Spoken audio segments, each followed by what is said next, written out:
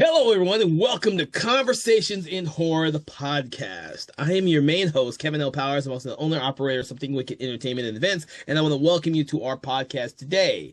Now, I hope that you've really been paying attention to our podcast because we've been delving delving deep into a lot of different types of genres and subgenres within the horror genre, which is one of the reasons why the film we're doing today is probably an odd choice, but yet we want to delve into it anyways.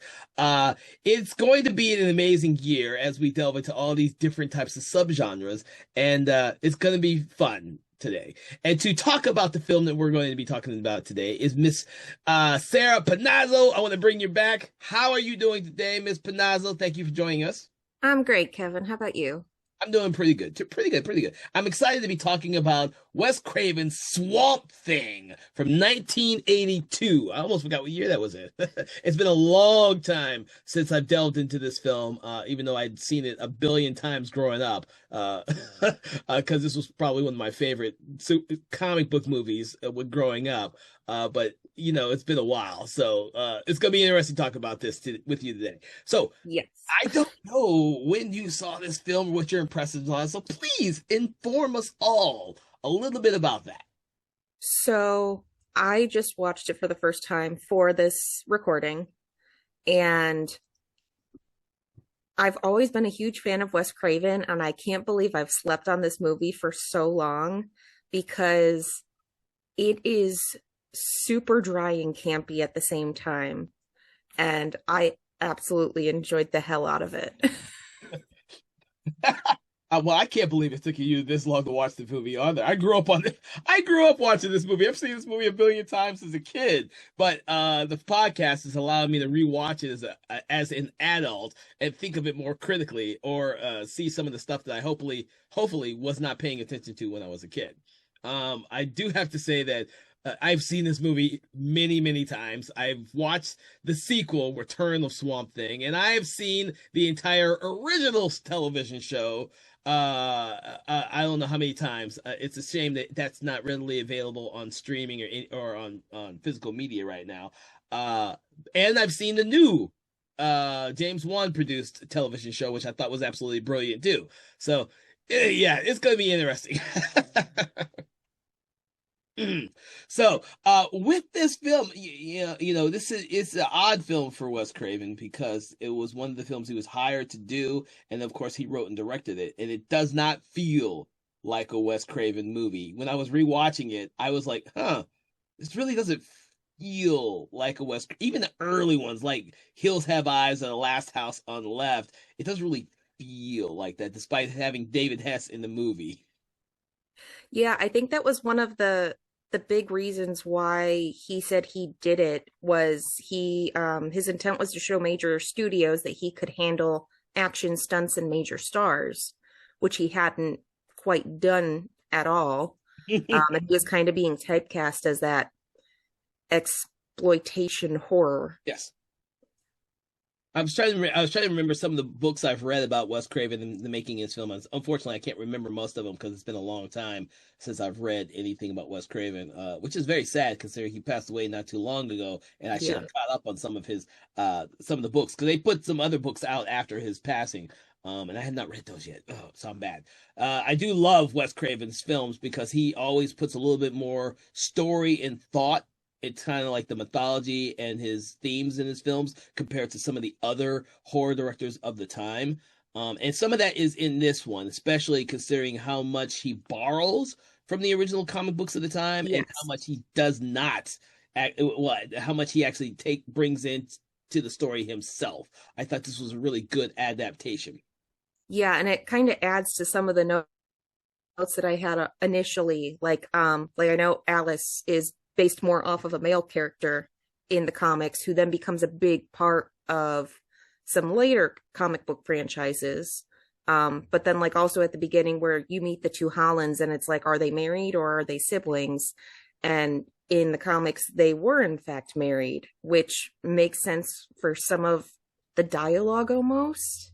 Like their relationship leans a little more towards that at the beginning, and then you see it more as siblings, but there's little tidbits that are just little weird things, and I know most of it's due to budget concerns and everything else. But Well, I like a lot of the early conversations in there, especially with the fact that Alex Holland is playing with Cable, or Alice. Alice, I've always called her just Cable, so I'm gonna refer to Alice Cable as just Cable. Abel, yeah, Cable, because it's a lot of that understated humor in this film yes, that I really love, and I still think works really well. When I was rewatching it, I still felt that a lot of almost everything that the Jude character says in this film is still humorous and funny to me, even to this day.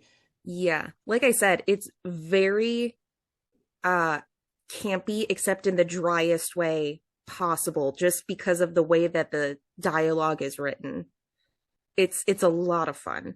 Yeah, and especially with Louis Jordan, who is Arcane. Some of the stuff that he says, I don't think I ever picked up on a lot of the stuff he said when I was a kid. But some of the stuff that he says now reminds me of what Patrick Stewart would do in the film, where it would almost be Shakespearean with the dialogue. The dialogue could be really stupid if said Yes. by someone else, but the way he says it in this film, it almost feels like Shakespearean, and it really sets his character apart from all the other characters in the film. So I still really love that actor.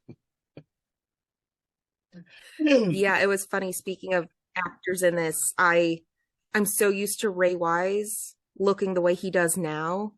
I was very confused and I was like, wait a second, is that him or is it not?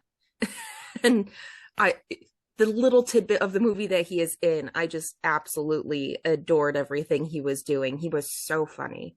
Yeah, I think that, and I can't remember if when I was a kid if I recognized all the humor in this film, and when I was a kid I would have never considered this to be campy like you are watching it now and thinking it that way. But I could definitely see that as a dry campiness because of the humor in it. I don't know if I ever picked up on the humor when I was young, but I definitely pick up on all of the humor in the film now. And so I can see that now, and I can see now. I don't know if you've seen Return of the Swamp Thing, why that one is completely campy. Like that Yes. one goes completely camp. This one, I think you had the perfect example. I mean, perfect word for it as dry camp. I think that growing up, I never knew why Return of the Swamp Thing was so campy. I can now pick up on why it is that way, though. And you haven't seen it yet, so you don't Yeah. know what I'm talking about. So for anyone out there who may or may not have seen Swamp Thing, because you're like Fernando here, who just never got around to it, and I can understand why. It's one of the odd films in Wes Craven's filmography, so I can see why you would have skipped it.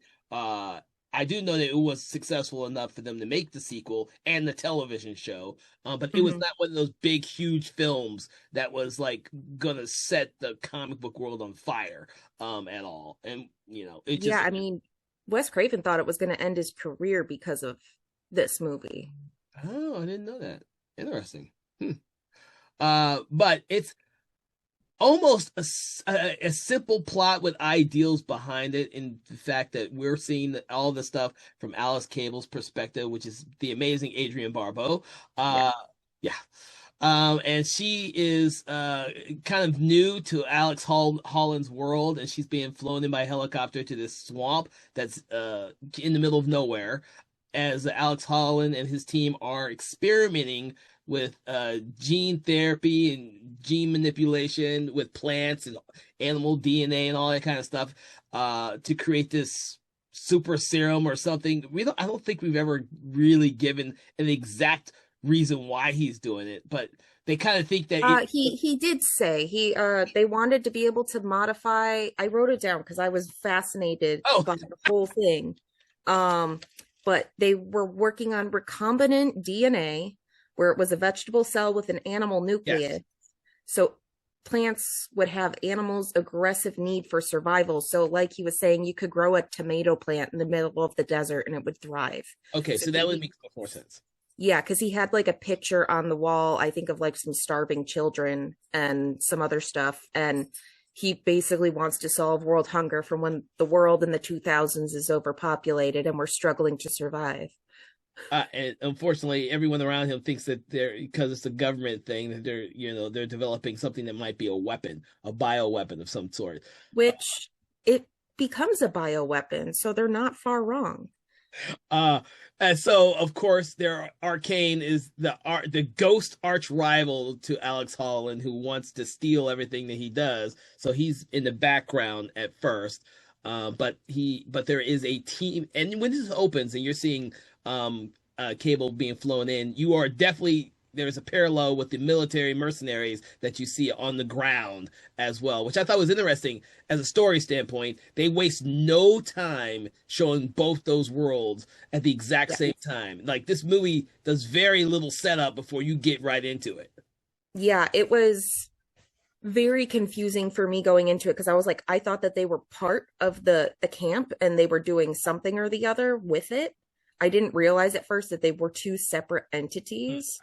Um, but I mean, it those guys are freaking idiots. I mean, like in that opening scene where they're coming out of the trees and you can see a good chunk of them before they're even like revealed. And it just goes on later in the movie where they're like, well, go get so and so. And they're like, well, that was the guy who we just killed over there. Like they're not remembering their teammates' names. They've got different colored camo on and different patterns. And I was like, nothing about this says that they are official anything. No, I found that. See, that was some of the humor that I don't think I ever picked up on as a kid watching this movie. As an adult, there is tons of humor in this movie that was not Yes. recognizing as a kid. When you're a kid, you see cool monster beating the crap out of people, action sequences. Yeah, I was not seeing all the humor in the film when I was watching this as a kid. It was just a cool movie for me in the 80s. But yes, a lot of the stuff that happens with those mercenaries is hilarious. And of course, David Hess, who was in Last House on the Left, among a lot of Mhm. other, shall we say, infamous horror films. uh, this is probably the one film where there is a lot of humor with his character. So Yes. it's fun to watch him in this film because like his first victim, I think is I mentioned I never knew his name until now. I just paid attention. It's Charles, who is Mhm. like a security person who's wandering out in the swamp. We don't really know why. I guess they just do patrols and he's out there and he finds the mercenary. It's the first one. And it's David Hess's Ferret. Ferret. I had to remember his Yes. name. Ferret decides to have a snake that's just in his pocket come out and just bite Charles, and it's because it's a play. He's a play toy to them from that point on. Yeah, like he's so gleeful in the torture of others, which is completely unlike the man because I did some research on him and I was just fascinated with his musical history. Yeah, And then I was like, oh, and then he's doing all this. So for anybody who doesn't know, David Hess actually um his first recording was All Shook Up that Elvis then ended up performing. And then he's done a bunch of music for Last House on the Left, Cabin Fever. It was used in Hateful Eight as well. So uh, he's a great composer, and just performer in general. So he's done a bunch of music, and he's probably better known for his music work, I think, than his acting work in some situations because his music is very popular. I think that in the 70s and 80s, people would probably just recognize him for all the horror movies he did. But nowadays, I think you're absolutely right. I think he was just typecast as this like bad guy, and I Yes. don't think he played anything other than bad guys. I have to look deeper. I don't think he did anything other than these nasty bad guys. Which is funny because he dies so early. He dies early in this film. He doesn't survive till the end, which is what you would expect. So Yeah.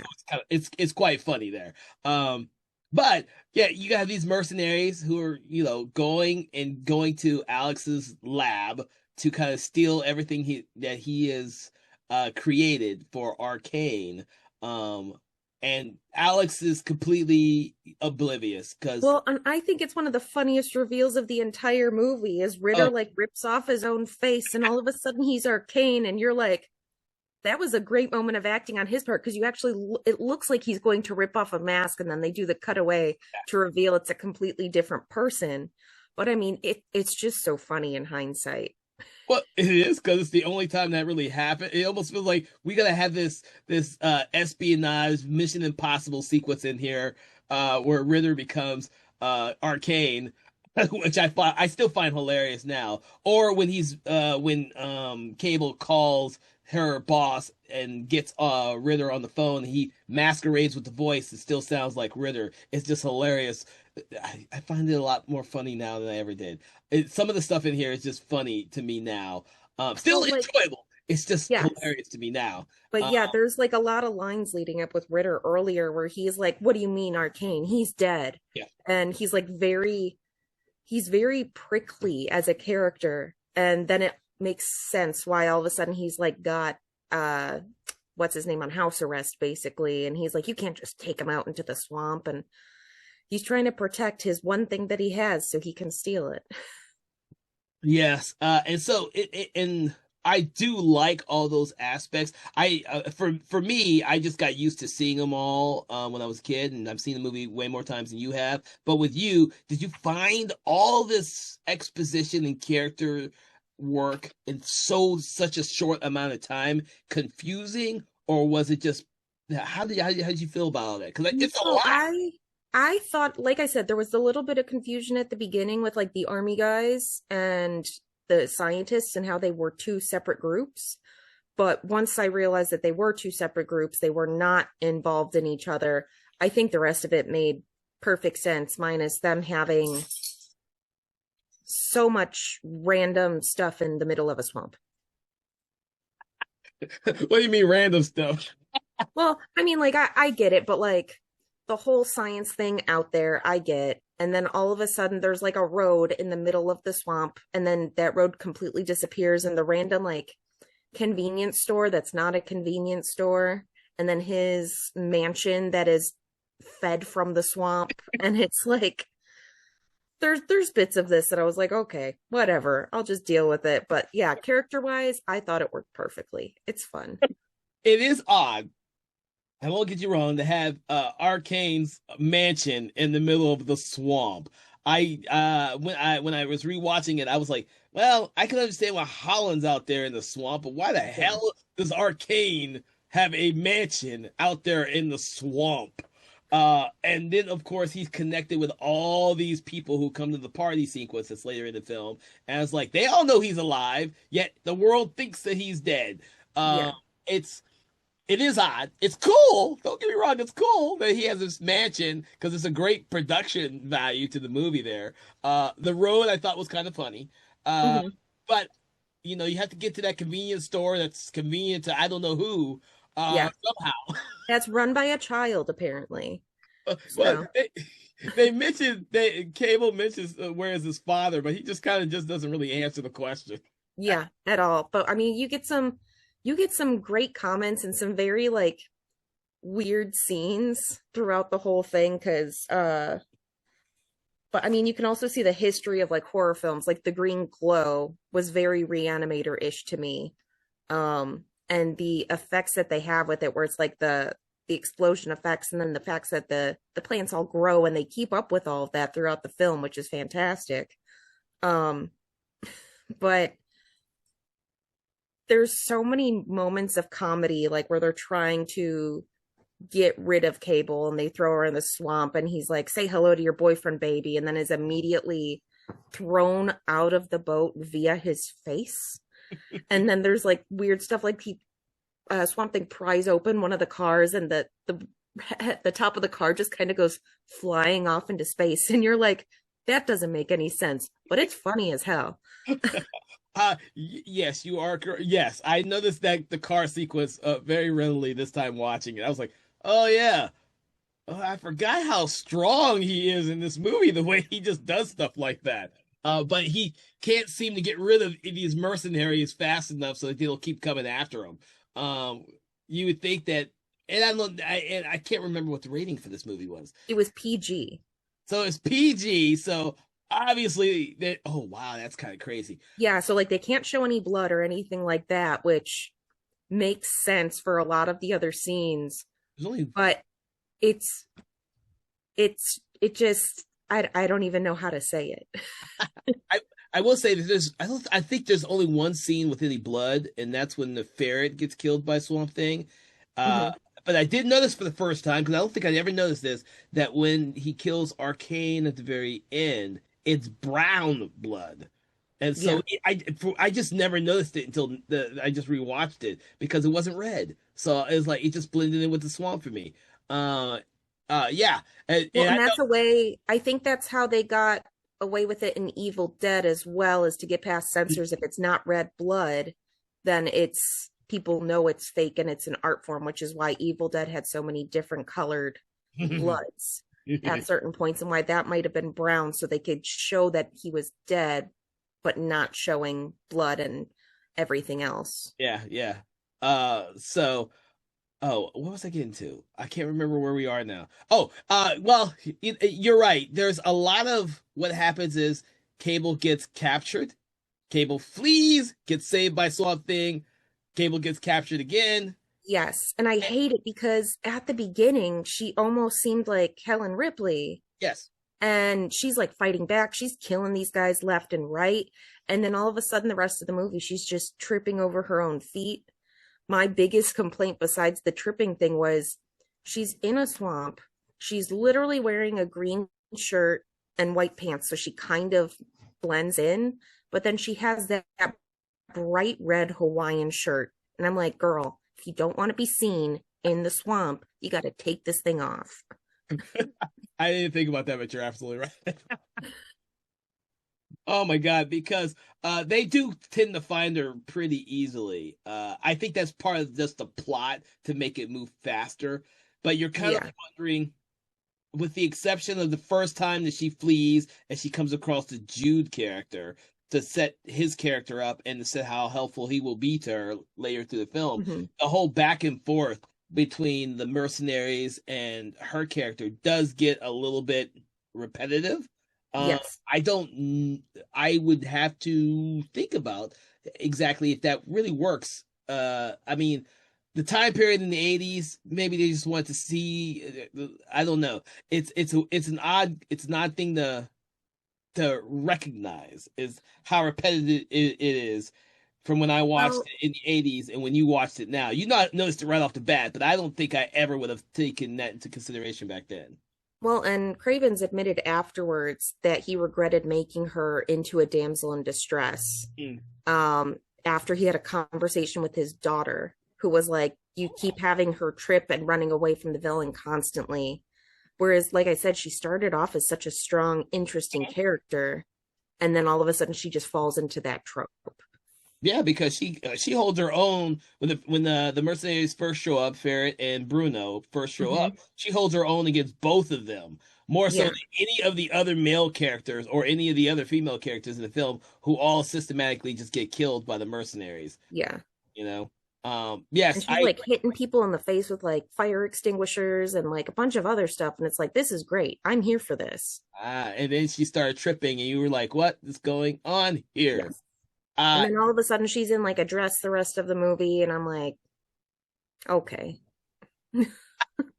I think that probably has more to do with the comic books at the time. uh, But not really, because she wasn't a character in the, well, she was a male character in the yeah, comics. yeah. Well, you know what? I could be confusing it with what they did in the 2000s when they rebooted everything too. Hmm. Uh, because he has a daughter and the daughter has, yeah. You know what? I am now confusing it with that because I have systematically been still reading. Everyone out there who listens to the podcast, I don't necessarily read superhero comic books. I don't really like them, but I still occasionally read Swamp Thing because that's one of my favorite characters. Yes. Yeah, I still read Swamp Thing. I still read Man Thing. Something about swamp creatures. I still like those fucking creatures. I've still read those and caught up with them. So all my '80s through the 2020s reading has all gotten mixed up and confused and rebooted and new 52 and all. Yeah, so so yes, forgive me if I confuse which generation I'm talking about in regards to this film, because the '80s, you are absolutely right, it was a different type of character back then. I do remember that. So yeah. But also, I mean, they didn't consult anybody from the comics when they made this film. They kind of just took it and did it themselves with whatever they wanted to do. Yeah, well, I get that back then, Marvel and Yeah, Disney that sold wasn't a, their yeah. rights. yeah, they didn't really care. They sold the rights and had probably consulted with absolutely nobody. Yeah. Which is why we got so many questionable comic book adaptations and films that don't even claim that they're comic book adaptations in the 80s. We could all bring up the original Dolph Lundgren Punisher for that. You wouldn't know it was the Punisher if the movie wasn't called The Punisher. Okay. Right. Uh, Speaking of which, let's talk about the Arcane character. Um, Louis Jordan, I'm not sure how familiar with him you are. He's played in so much. He's character actor. I don't Yeah. think 100%. I don't think he's ever played a good guy character. I That's mean, he kind of looks like he would just be a bad guy character in general. So because he looks like a bad guy. He should be typecast as a bad guy. 100%. Always. I still love him in his movies, and I still love him as Dracula. He's done lots of other stuff in this one, but I think after rewatching this film, I really enjoy what he brings as the character to this film. He actually kind of elevates the film beyond being just a almost a, like you say, campy 80s superhero flick, which is not really a super comic book. Let me just call it Yeah. comic. It's much better. Oh, you're laughing at me. Yes, yeah. See, yeah, I don't Always. think any of these comic book based movies in the 80s were really superhero movies unless you were Superman or Batman. Uh, Yes. so but I really liked Jordan. I really like I'm gonna make his name wrong. The guy who plays Swamp Thing, Dick Durock. Yes.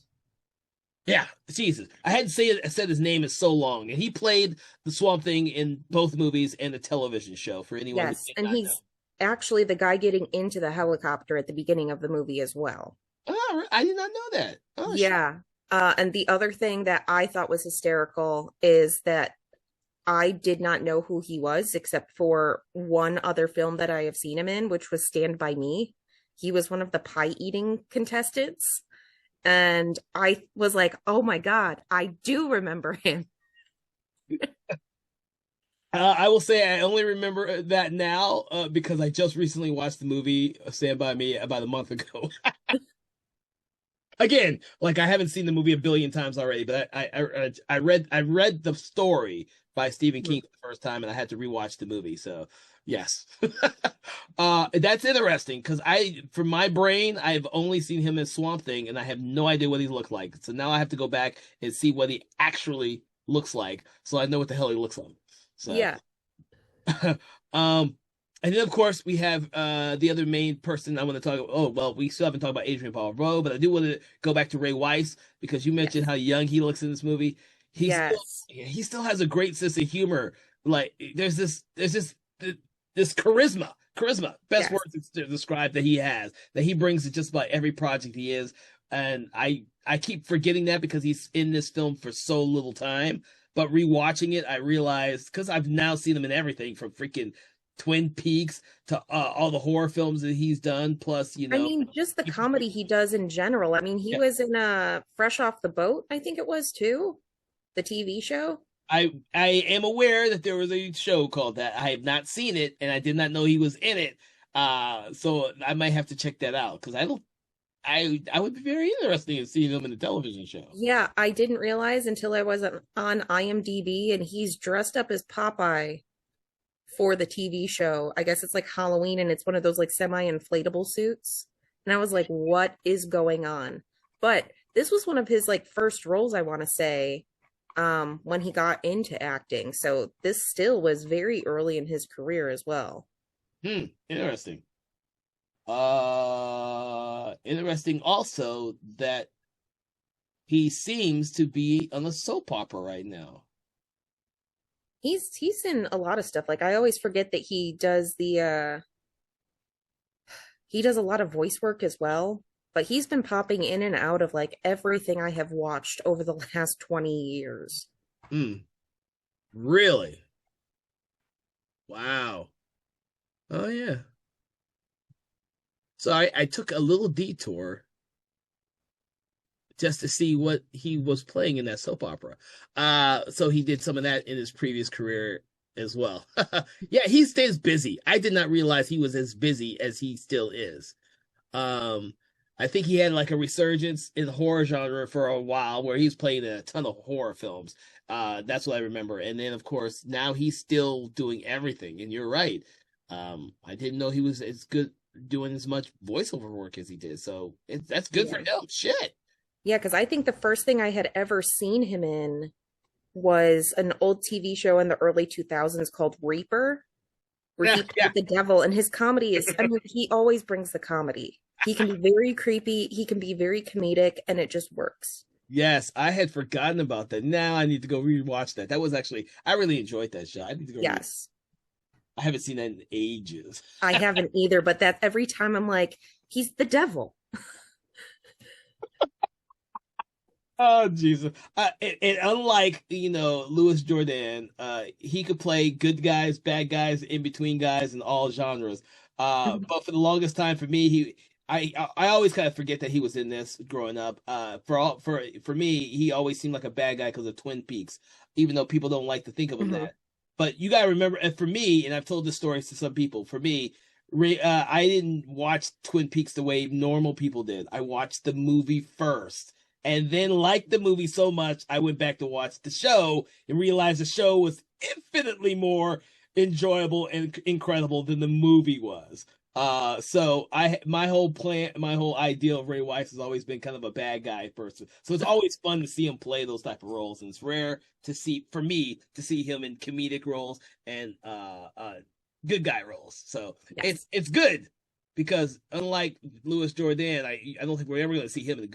I think he passed away actually. Yes, I Yeah, believe in the last like 10 years or yeah, so. yeah, yeah. So, but then of all the actors in this film, Ray Weiss is still going extremely strong. Uh, Adrienne Barbeau has come and gone back and forth. She's still an amazing actress. Well, And and surprisingly, I didn't realize that she voice acted as much as she did. And she still does. She still has a couple of projects coming out. And I keep looking at all these things she's done in the last couple of years. We're like, oh, she did some voice acting for a video game, or she did voice acting for the more recent animated Watchmen movies. I still need to watch that thing.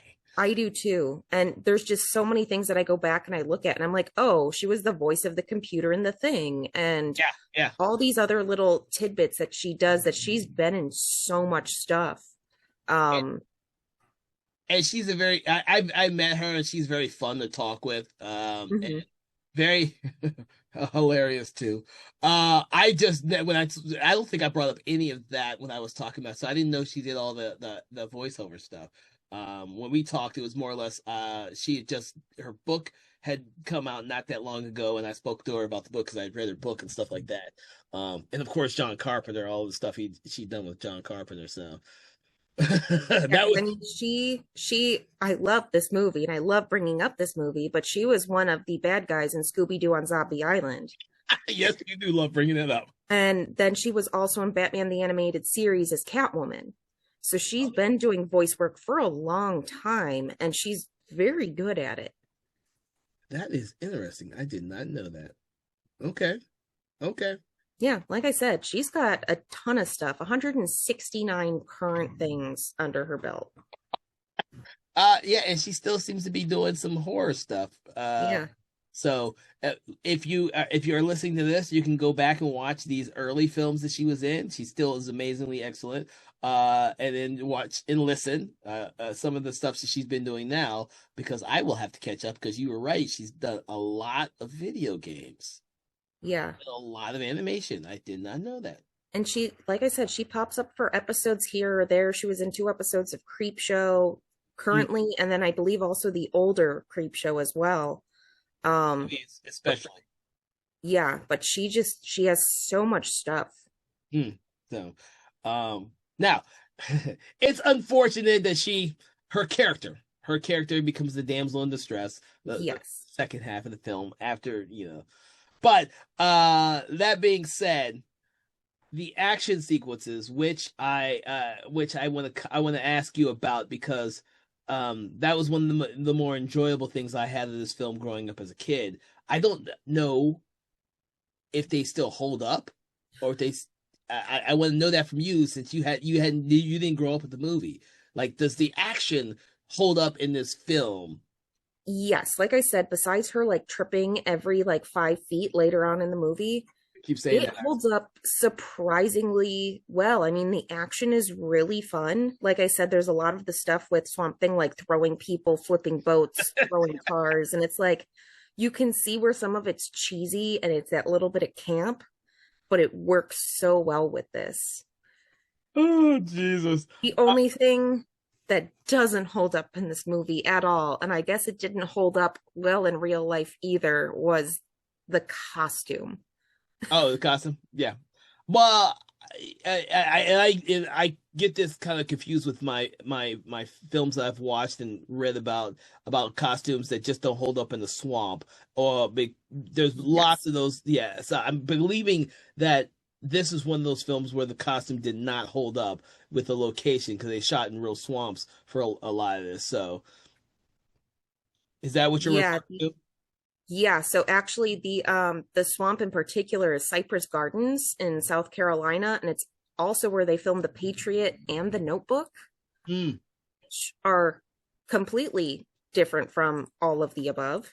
Um, but yeah, the swamp, I guess they had tested out the original suit in California, and whatever lake they used was a much cleaner water, and that's where I found out that where was it?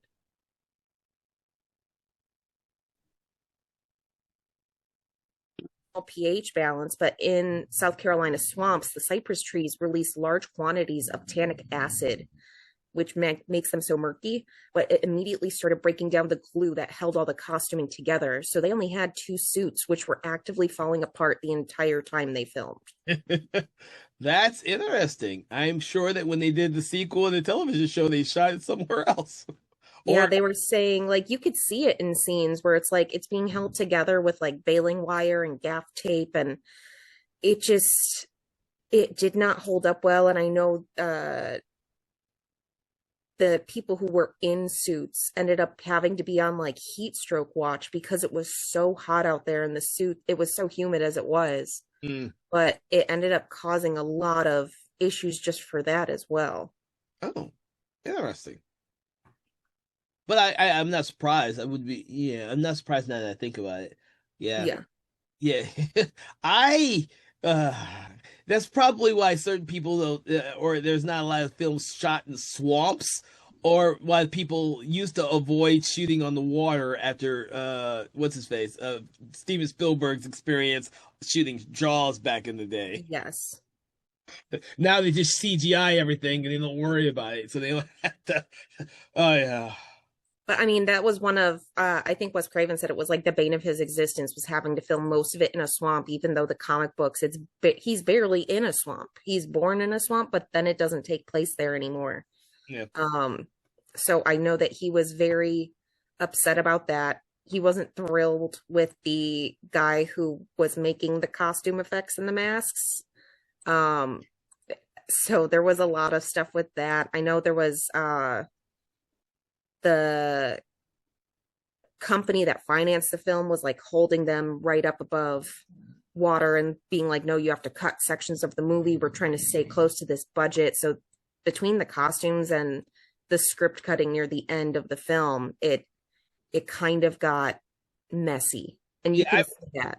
yeah, I remember reading about that aspect of it. I did not know about the costume. I was aware of all the cutting with what Wes Craven originally had, due to budget and the holding company for the film, or the main company. I can't remember which company it is anymore. I do Yeah. remember reading about that though. I think that's why I don't remember a lot about what the book said about this making of this film, because it just I kind of get the impression that there are certain films that Wes Craven didn't like talking about a whole lot. And there are other films where he loves talking about. Like, I don't remember any details about his experience with The Hills Have Eyes Part 2, Mhm. because he doesn't want to talk, he didn't want to talk about his experience making The Hills Have Eyes 2. So yeah, it's funny. As a filmmaker, because I'm a filmmaker as well, there are certain films I don't want to talk about anymore because of what we had to deal with on set. Whereas there are some films that I would more than happy talk about because they were great experiences.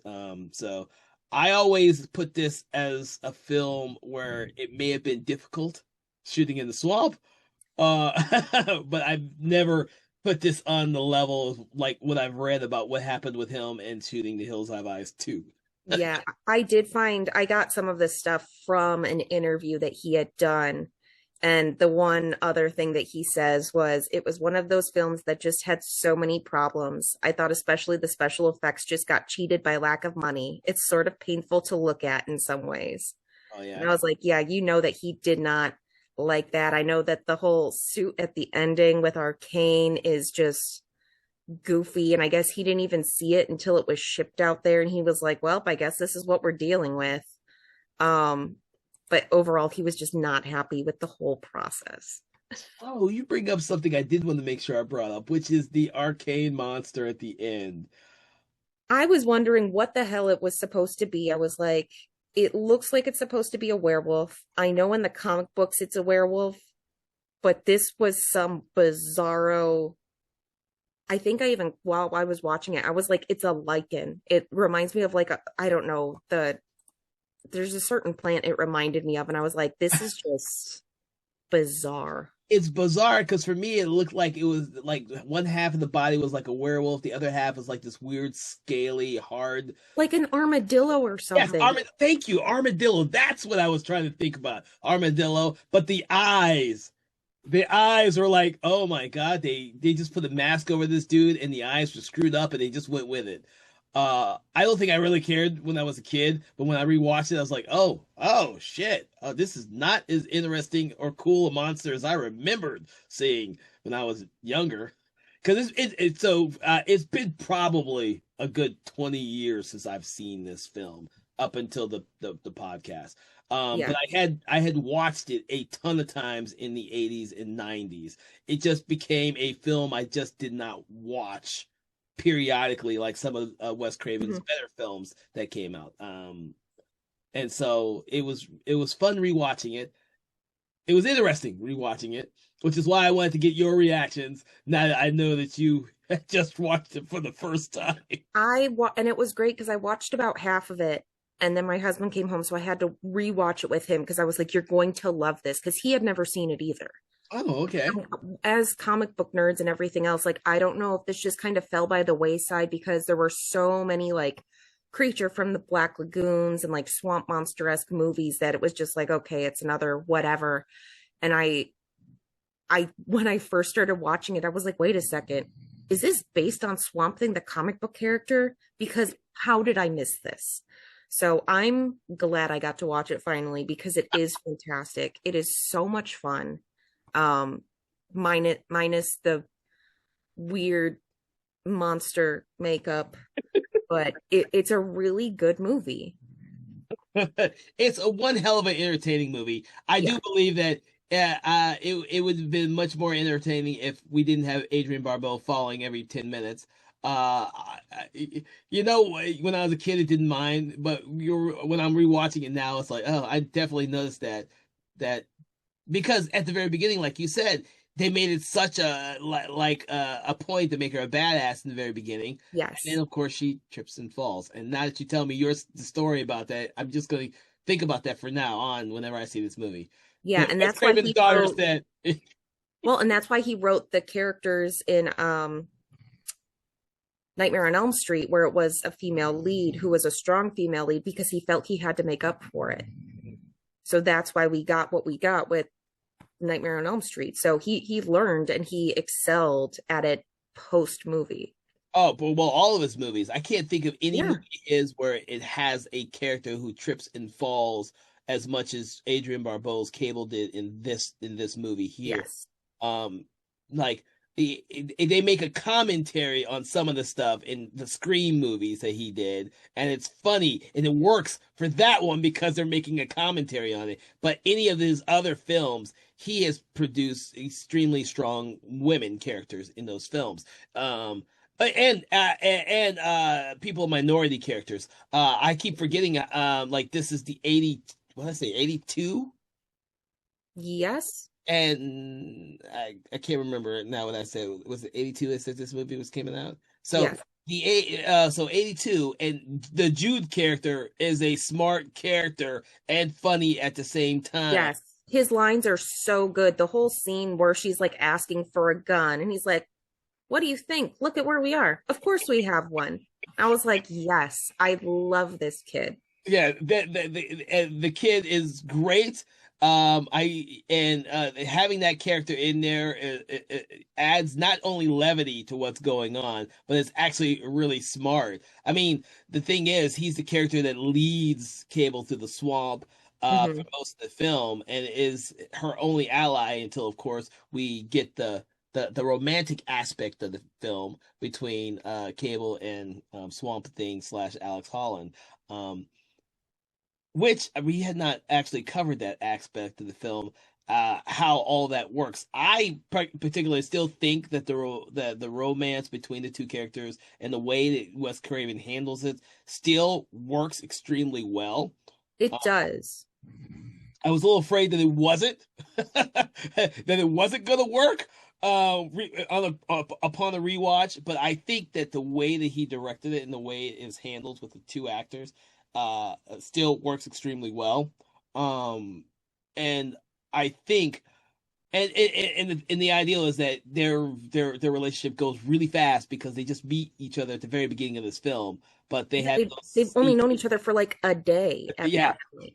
Yeah, and but their scenes together, like when they're first going out to go repair the sensor, are all very funny and romantic scenes, despite the fact that at that point in time, Cable thinks that he's already got a wife, which is still hilarious. And Yeah. so all that stuff works extremely well for me. It still works extremely well, and I think that's part of the heart of the film that is lacking in the sequel. I think that is lacking in the sequel, and you won't know until you actually watch the sequel. Yeah, I was actually just adding it to my list of things to watch and also the original TV series. So, Well, if you could find it streaming, mhm, because it's out of print, and Volume 3 is like impossible to find. mhm, So I'm yeah, like when they put it out, they weren't caring how many copies they put out, and they didn't think there was an audience for it. So I guess mhm. by Volume 3, there wasn't enough interest in it. So it is extremely hard to find. But I am hoping that one day it does get to streaming, so I can fucking watch the rest of it. Because I've watched the first two volumes extreme a lot. Yeah, and I know that James Gunn said he was interested in revamping the character now that he controls DC. So we might get yet another one. So I'd be Yes. very interested to see which direction they go with it. If they're going to keep it as that same dry wit that Wes Craven has in all of his movies, or if they're going to go super dark or super campy, or if they're going to give us something completely different. You know what? I would be very interested to see it extend from what James Wan did with the television series, which was prematurely canceled, Hmm. in my opinion, and a lot of people's because it was extremely well received, but it was canceled before it even freaking aired. So, Yeah. I And think unfortunately, I think it was one of those things. It came out at the wrong time, especially with now that people are getting attached to these other superheroes and like darker comic books. yes. I think it was just that like superhero fatigue and everybody just kind of waved it off. Whereas now with James Gunn bringing out all these minor characters left and right, it's becoming much more popular. Yeah, we need him to do an animated version that's just as graphic and funny as Creature Commandos. I think it would be freaking Yes. brilliant as well. I think it would be extremely well taken if they did a really darker animated show like that. Not for kids, obviously. I did not explain this one with the PG rating. I watched it as a kid in the 80s. Hmm. '82. I was must have been 8 years old when I saw this damn movie. So I was like, and I've seen, like I said, I've seen the movie 100 times when I was a kid. Like I think I think the reason why is because it was probably on like HBO or cable a billion times, and so that's how Hmm. I watched it as often as I did. I still do think it's a worthy film of Wes Craven's filmography. I don't think he did another comic book based movie after this that I could think of. I don't think so either. I think he kind of went back to horror and kind of left it at that. Except for Music from the Heart, Yes. uh, which was also really good, but overlooked film of his because it's not a horror genre; it's a drama. Um, but yeah, I think it's a worthy addition, especially considering some of its influences with his reusing actors and his main cast that he kept rotating with in his early career. I do want to mention something that I did not notice until watching it recently, and I don't know if you noticed it, but because the composer was, is it Henry Manfredini? Shit, I don't want to get his I name. think so, yes, because I was like, I love this guy. He does phenomenal music. So this movie had me thinking of nothing but was it the Friday 13th the whole way when I was listening to the music. I was I don't think I paid attention in the 80s who Henry Manfredini was.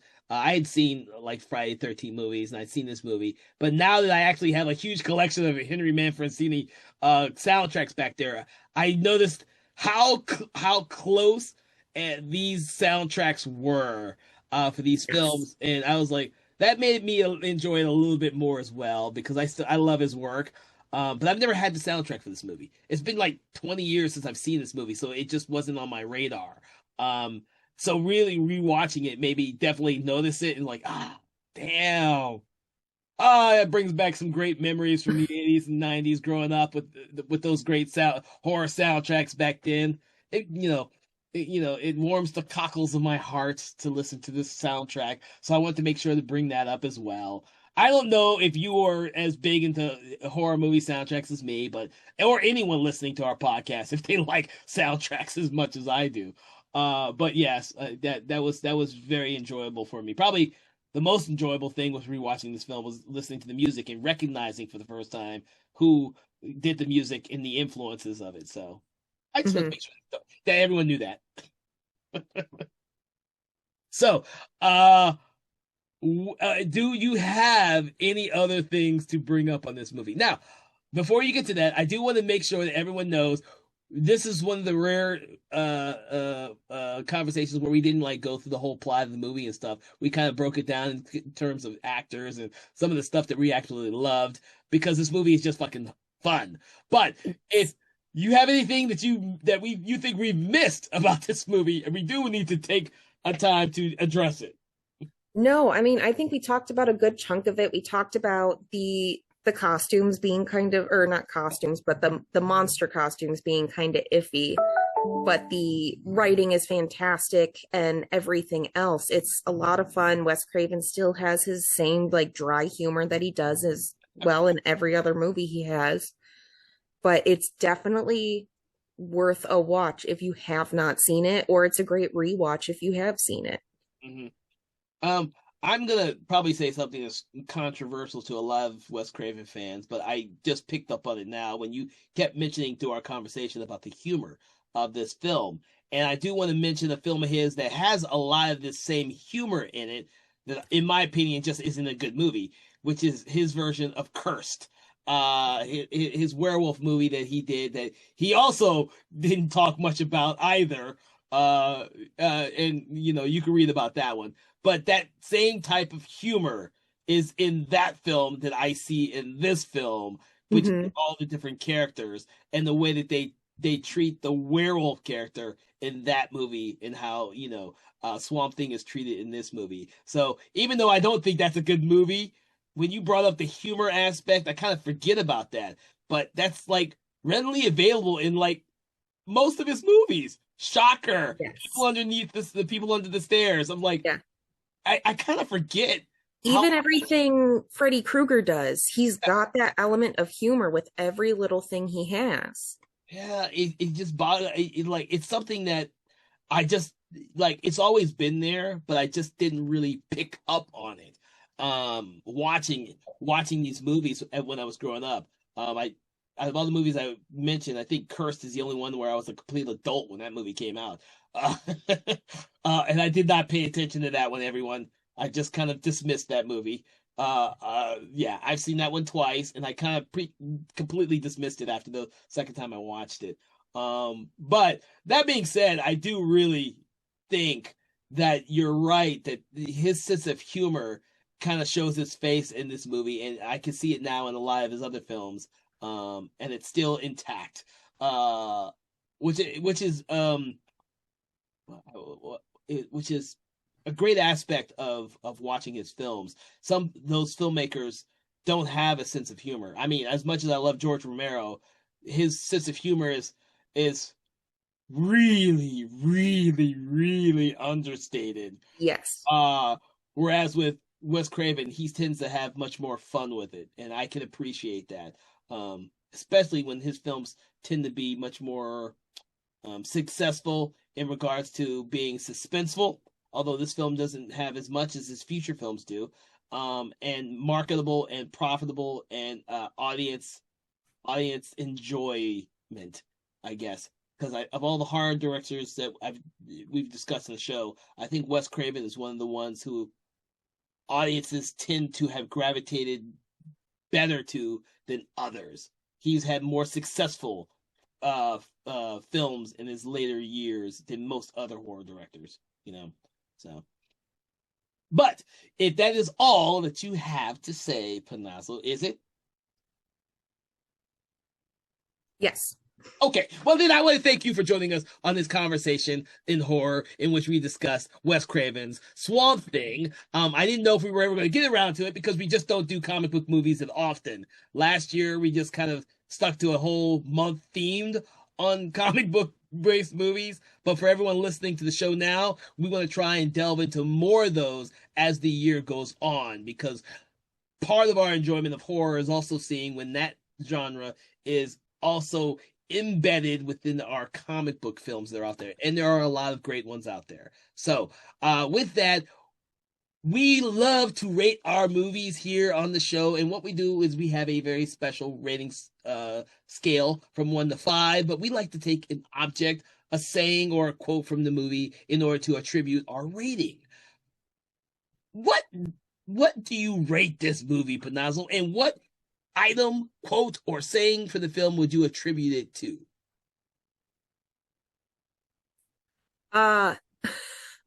I have trouble trying to pick an object.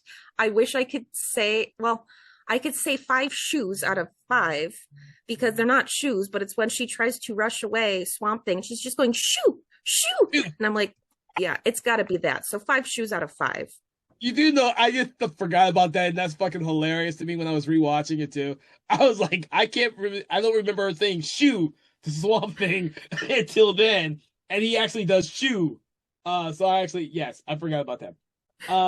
What I'm gonna make is a obscure one because I didn't notice it until now. I'm gonna give it 3.5 giant swords that Arcane grabs the end of the movie to battle Swamp Thing. Like, of all the things he takes, I didn't realize until now that he takes a sword to battle the Swamp Thing. Like, I'm like, I don't know why. It's interesting.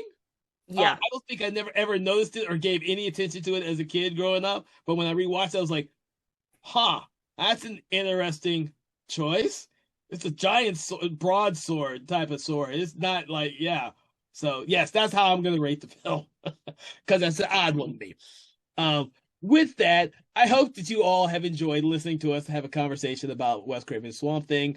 Please make sure to check out all of our previous episodes and to like, follow, share, subscribe, do that thing you do with your favorite podcast or your favorite podcast app, Spotify or YouTube, so you never miss an episode. We will be doing a lot of great horror-themed comic book movies as the year goes on, so please make sure to subscribe so you never miss an episode. Also, make sure to check out our sister podcast, Conversations in Hammer Studio Horrors, which is every first and third Friday of the month. From all of us here at Something Wicked Entertainment, we will wish you a great day, and we will see you in the swamps for our next episode. Have a great day. Conversations in Horror is a Broken Lighthouse Pictures production, written, produced, and directed by Kevin L. Powers, executive producer Kelly A. Inoka. All contents and material from this episode of Conversations in Horror is copyright 2025 Broken Lighthouse Pictures.